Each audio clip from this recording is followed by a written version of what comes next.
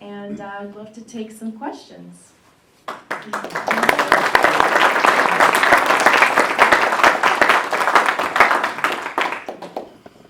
First of all, very inspirational. Oh, thank you. Very inspirational. It's really great to see somebody take the lead within the Millennial Group. Thank you.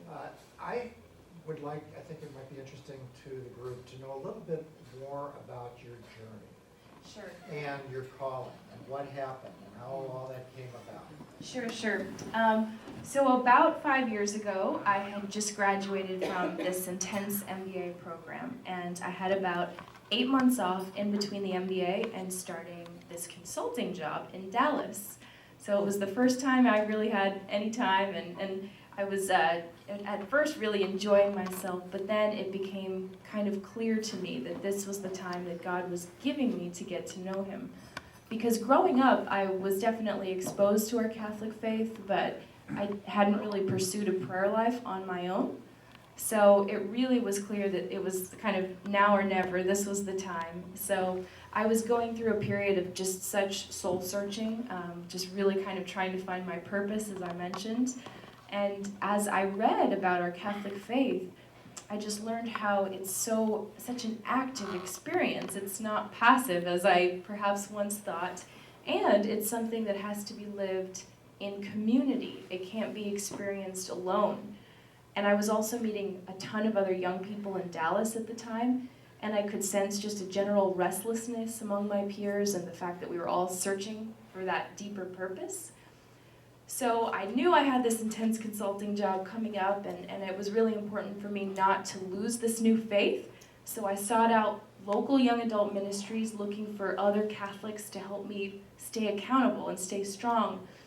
And most of the ministries seemed to be lacking in vibrance, and I just knew that there could be something more, a ministry that would share the truth in the way that was inviting and loving and inspiring. So I just really decided to create a focus group and did a ton of research, and we hosted our first event in Dallas and had over 100 young professionals in attendance. So I knew that there was kind of a little bit of something to this, so I just felt called to pursue this and ended up quitting my consulting job and actually waitressed for some time while working on the business plan and building this up. And it's definitely been worth it. It's been a blessed journey. So I really feel like I'm using my MBA. We spoke about this a bit last night, but I'm using my MBA more now than I ever could in any other job. And it's just been a joy. Good girl, that's awesome. The way you set this whole thing up is genius. It's fantastic. And I don't see any way this is not going to work. Really. Yeah. This is really good. Oh, thank you. We're following God. We're listening to His will for us, and we'll go where He takes us. And Jennifer, it used to be years ago, of course, we used to educate our young people in the Catholic universities and other places, right? So do you have a number of target segments in mind, for example, as you go out to try to reach these young people? Yeah, so you mentioned universities. So we're actually right now in initial conversations with Focus, Fellowship of Catholic University students, because they have a great program that's targeting college students. But what the CEO said is that they create these energized, on-fire young Catholics that are launched into the world upon graduation with nowhere to land. So that's why we'd like to have a very close relationship with them so that there's a clear handoff. But in terms of sort of specifically targeting areas or cities, the amazing thing about this expansion is it's all been based on demand and request. So we haven't actually said we target a certain city yet. What we really look for is a group, a critical mass of young professional leaders in a city who feel called to do this, who have the poise and professionalism to lead a group, but on fire for the faith. And once we have that core group of people, then from there it's really, it's not so hard. So we do need the bishop's endorsement, as I mentioned. Each local team has a chaplain, and then they're supported by a local board of directors who advise them in a much more strategic capacity. And so that's really kind of the recipe, and from there it goes well. Thank you. Yes? What is that critical mass that you're looking for when you see the young adults in the city? So, I mean, we have, for example, chapters in Omaha, which is a very, very small town, and then Chicago, massive. So at the kickoff for YCP Chicago, we had 520 young professionals in attendance. It was outrageous. So, I mean, really more than anything, the size doesn't matter of how many young Catholics there are in a particular city. Of course, we do look for, you know, cities that have enough to justify all of the training and everything. But what's more important is finding the right people to lead. And so we have an application process for these young leaders, and we like to have at least 10 applications of prospective leaders, so that from there we can build that team, the president of the chapter, 2 vice presidents, and then 3 functional leaders, so marketing, finance, technology.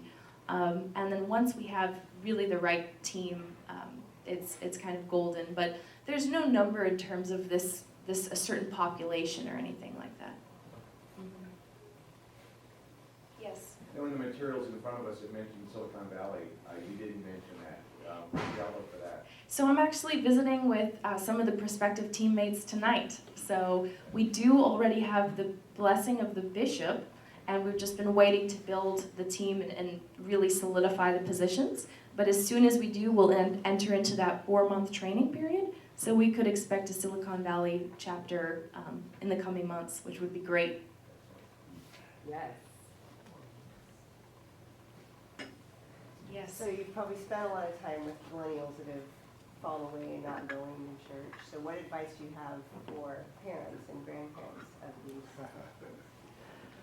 That's a great question. You know, I think it is so important to continue to witness to the faith, even if you're not speaking to a receptive ear, because those really are nuggets for the future. They do keep those lessons, and then finally, when their hearts are opened and the Holy Spirit can come in, it's like they can use all of that treasure, and they don't have to start from scratch. So we have so many young Catholics who went through all Catholic schooling, you know, so much formation, but really drifted away because of lack of community or lack of kind of a great, vibrant ministry. So when they do come back, it's a little bit easier because they do have the language of faith, and oftentimes that's from their parents. So I would say just don't give up and keep going, and just pray for open hearts, because all of us now need to go find your children or you know, young Catholics to witness to across the country. But the cool thing about young Catholics that I just will say, young people in general, is that while we may have a little bit of a guard up because of past experience or just kind of a doubt, that it's not so hard for us for that wall to come down. And that's different than other generations or older people, I think. I think for us is, you know, we are longing for the truth, even if we're a little bit misguided right now. So it's such an important age, because this is, our life can kind of take a crossroads or take 2 different paths. And so it's important that we go down the right one. So I would say keep going. We have one more. I've met a number of people who have left the faith as they were young and have eventually come back. And a common theme is that even though they didn't practice, they never felt they weren't Catholic. They knew they were Catholic even though they weren't practicing. Does that ring any bells with the work that you've been doing? Yeah, I think so. And I think that that's why the Catholic identity is so important as the first part of our purpose and our mission, because to be Catholic, we can't just say we're Catholic. We have to embrace it in the fullness of every moment of our lives. And I think that's what young people have the most aha when they come to YCP, is that they have to still be Catholic from 9 to 5. They can't just check that out the door. So I think for them that's the biggest realization of what it means to be Catholic. It means it's always. So. Yay. Yes. One question, and this is extraordinary. Thank you for what you're thank doing. you so I'm so much. excited.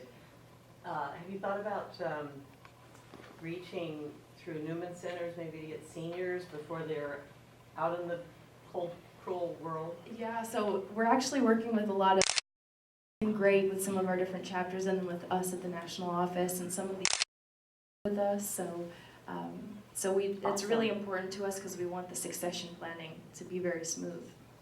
That's I'd just like to make a comment, I know you, one more point.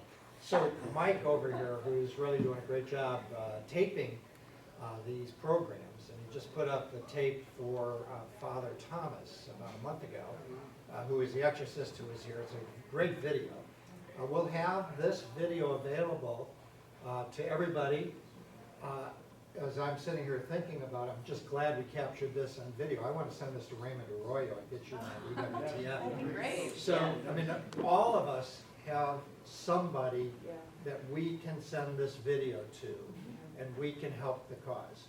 So I want, Diana will figure out how we get the link out to everybody, but I really encourage you, because I think this work that Jennifer is doing is so important for our culture and for us and for our families, that we need to be I mean, what we're doing here is good, but we need to be, as she said, out in the world doing this as well. So keep your eyes open, and we'll get that video out.